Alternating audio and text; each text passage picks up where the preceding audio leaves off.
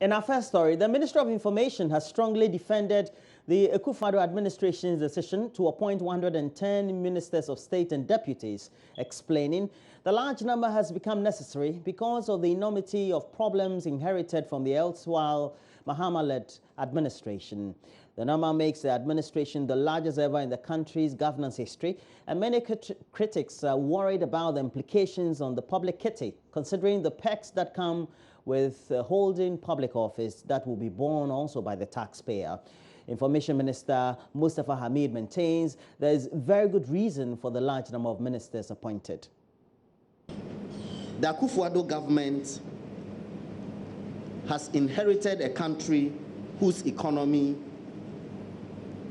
is, if you want, at its weakest. And therefore, he requires a strong army that will confront these challenges and resolve them in the rapid manner that we require in order to put our country back on the path of progress and development. This number of ministers that the President has presented to Parliament brings his entire government to 110 ministers of state and deputies, who would assist him deliver on the very ambitious program of national transformation and development, which the people of Ghana have charged him to implement. As you are aware, the 1992 Constitution in Article 78(2) empowers the President to appoint such number of ministers as may be necessary for the efficient running of government. The President is therefore minded by this provision and the ambitious nature of his transformational agenda to put together a government that answers both to this constitutional provision and the need for the rapid transformation of our country. And he was categorical in pointing out that President Akufo-Addo never promised a lean government. We never promised a lean government. Nowhere did we ever promise a lean government. Because in our view, it is not the leanness or bigness of a government that determines its output and its ultimate performance. We have had in the history of this country governments that are smaller, that have landed this country in bigger debt and bigger mess than governments that have had bigger, if you want, ministers. For example, the Kufuor government, apart from this Akufo-Addo government, would have been the government that had the biggest number of ministers and deputy ministers. But everybody knows President Kufuor's record in this country. Everybody knows at the end of President Kufuor's government what we did for this nation. Those who came subsequently after that and created all the financial mess that we have on our hands, which we are still dealing with, had smaller governments. So I can purport to run a government with 10 ministers and still create an avenue for them to loot our nation, if that is what the Ghanaian people want. Or to have a government that is bigger than that, but which has people of integrity, of honesty, who are on the job and doing the things that ought to be done. He denies criticisms that government is creating jobs for the boys by rewarding party faithful with ministerial appointments. It's called jobs for efficiency. You need to run an efficient government. That's our paramount consideration.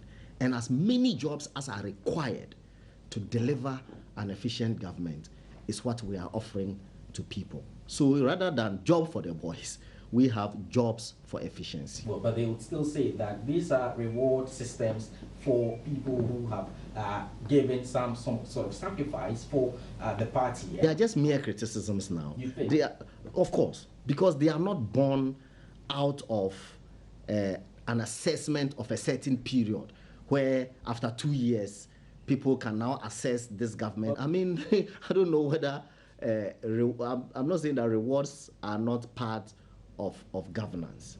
In that sense, even the president is being rewarded. Yeah, because he's been in frontline politics for all of these years in order to ascend and become president. So it's a reward for him, but he's not been rewarded with the presidency to go and sleep.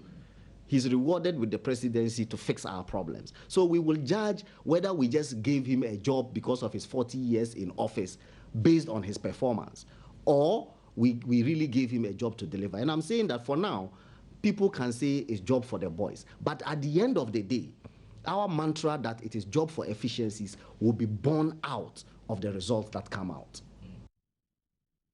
Away from all that, inflation for the month of February 2017 recorded a marginal decline of some 13.2%. It's the lowest since December 2013.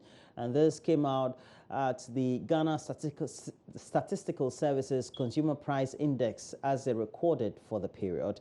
Addressing the media, the acting government statistician, Ban Wadie, said this constitutes a 0.1 percentage point from 13.3% recorded in January 2017. Key drivers for the rate include transport, recreation and culture, furnishing, as well as routine maintenance.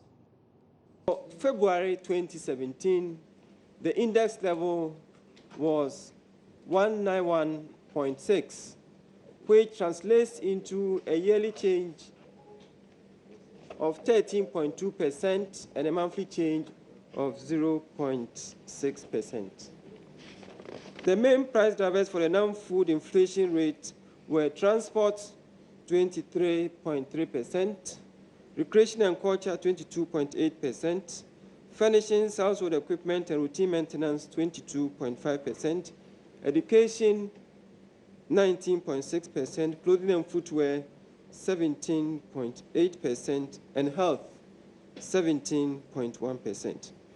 Now, the price drivers for the food inflation rate were fish and seafood, 14.3%, meat and meat products, 11.2%, mineral water, soft drinks, fruit and vegetable juices, 7.9%, coffee, tea and cocoa, 7.6%, and sugar, jam, honey, chocolate, and confectionery, 7.4%. 5 regions, that is Greater Accra, Upper West, Western, Bon Ahafo, and Ashanti, recorded inflation rates that were higher than the national average of 13.2%.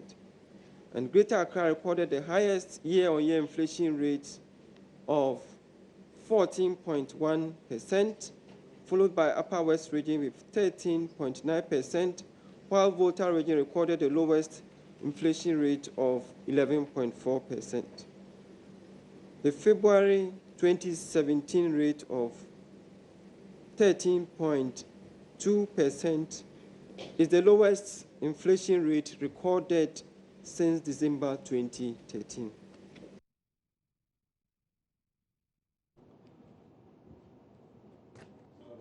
An NGO, Child Nutrition Foundation, has identified malnutrition as Ghana's greatest challenge, not the economy, as perceived by many. Chairperson of the foundation, Professor Ajimam Bedu Akosa, made this known at the launch of a report on malnutrition in Accra on Wednesday. He noted most Ghanaians have not taken seriously the malnutrition of their children, with this adverse effects such as slow brain development. Professor Akosa revealed 5.5 million adults in Ghana currently were malnourished when they were children and so are unable to effectively contribute to national development. He said this trend could change by feeding children between 1 and 3 with nutritious meals to ensure it is not repeated. Malnutrition is Ghana's greatest problem. It is not the economy. It is not the natural resources. Because every country's greatest asset is the human beings. And if the human beings are looked after properly, it is these people who will give that country its wealth. And we all know what malnutrition does to a human being. It knocks off your intellectual capacity, so your ability to reason, your ability to comprehend, your ability to do anything that the mind is to help you do is knocked off. So why would any country allows such a sizable proportion of his children under 5 to be malnourished. It is not as if this country is poor, but somehow we think that it is a parental responsibility. And yet Ghana is a signature of the Convention on the Rights of Children that says that in any situation where the parents cannot feed the child, the state must step in and later on deal with the parents. We have a problem. And so long as now 5.5 million adults cannot contribute to this country's wealth, we're not going to get rich very soon. More than 200 unemployed trainee nurses from across Ghana on Wednesday staged a sitting at the Ministry of Health here in Accra, demanding the Akufo-Addo administration lift a ban on recruitment and assign them to health facilities across the country. The trainee nurses, mostly made up of community health nurses and allied health nurses clad in red armbands, said they were frustrated having had to stay at home for several months after completing school. Matilda Pomaga has a lot more. The agitation from the nurses follows the suspension of recruitment of 8,634 nurses into public health facilities in the country. In a statement signed by the Health Minister, Dr. Kweku Agyemang-Manu, in February this year, the minister explained that the suspension is not a cancellation, but to allow the ministry finalize all issues related to financial clearance. The erstwhile Mahama-led administration in November 2016 cleared finances for the recruitment. This decision by the ministry has not gone down well with the nurses, who are demanding explanation from the health ministry. Numbering over 200 from across the country, the nurses have been picketing at the forecourt of the health ministry since 7 a.m. Wednesday. We are going to sleep here until they lift the ban for the posting. I came all the way from Wa. My landlord have sacked me from the house. Our parents are frustrated with us. Some even say we failed the course because of sitting in the house for 1.5 years. Which school are you coming from? I'm coming from Wa Nursing Training College. With our parents, my father said he's an illiterate man. He said, I've failed the course and I don't want to tell him the truth. I said, no, it's not like I failed. I've bonded by the government, so I have to wait for that job to come. The ban was lifted for the posting while they pasted the list. And by the time some of us from the village, when we get to the Ministry of Health, the directory, the papers were no more there. And they said, Minister have suspended the recruitment process.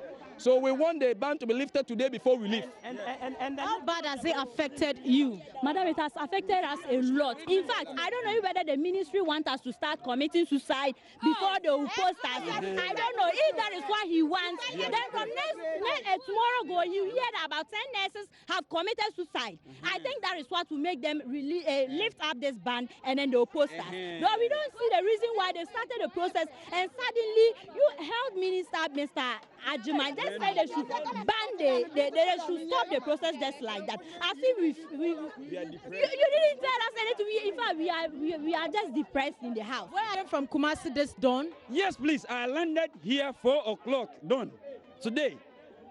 Yes, I landed 4 o'clock today. I just want to show them how serious we are. Yes, we just want to show them how serious we are. And we are not going to leave today, tomorrow, until we see a written document which shows that the ban has been lifted and that we are free and the recruitment continue from there. You see how I'm sweating? It's not easy.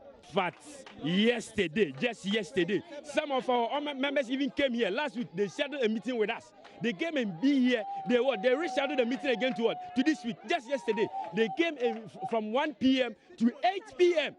No response. Nobody even came out to come and even speak to them. That's the reason why it prompted some of us to set up as a run of 11 a.m. from Kumasi to this place. As at 4 p.m. on Wednesday, the nurses were yet to be addressed by any official at the ministry.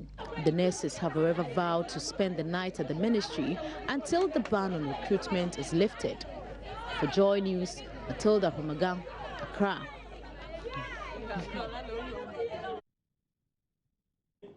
In Kumasi, an eviction of commercial vehicle drivers and traders at the Santase runabout nearly resulted in a clash between the police and the mechanics in the area. The exercise, which started around 4 Wednesday morning, saw bulldozers riding the site of containers and stores. Well, the evictees, made up of mechanics and traders, alleged that the police had collaborated with the purported owner of the land, flag bearer of the UFP, Kwesi Adai, to evict them. This exercise brings to third the number of times their occupants have been evicted. Victims allege Kwesi Adai on the second occasion set ablaze a number of the stores. A victim, Baba Musa, says the matter was initially reported to the Menshia Palace. They were therefore awaiting a response before this incident. The victim started pelting stones at the bulldozer when the police in turn fired a warning shot. Yeah, me pacho. Yada. I didn't yanchi a crown, Yadofu be fresh, a Yemra, Santasi runabout. We were asleep when we heard caterpillars are destroying our containers. I stay at Kochi. By the time we got here, he had pushed all our properties to the refuse dump.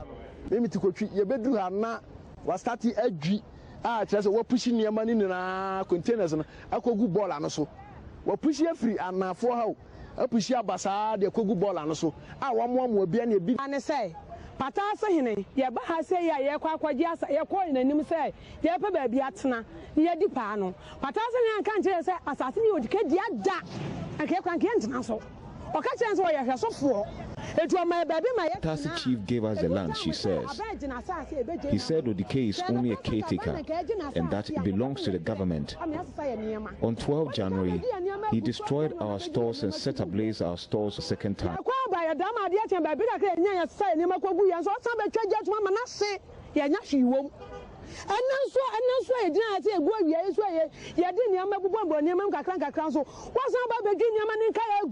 It is so we are Sabako for Didi. I done a Ganamla. It didn't get to a jacket here. That's why I didn't get to a jacket here. Then I can send back to a bar. I may get one at Nancy. Masterman. Never said, Bosumi, no, but he evicted us 2 months ago, she says, and we talked about it, but to no avail.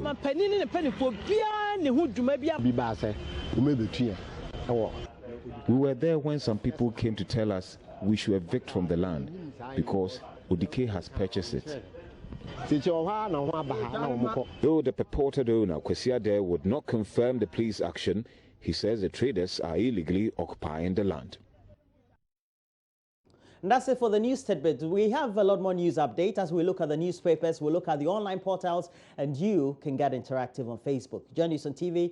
Please go look for that page and also our interactive Twitter handle at Join Us on TV. Well, we'll have to take a break. When we come back, we'll look at the newspapers, we'll look at marginally.com, and then we'll look at the others we have. Do stay on.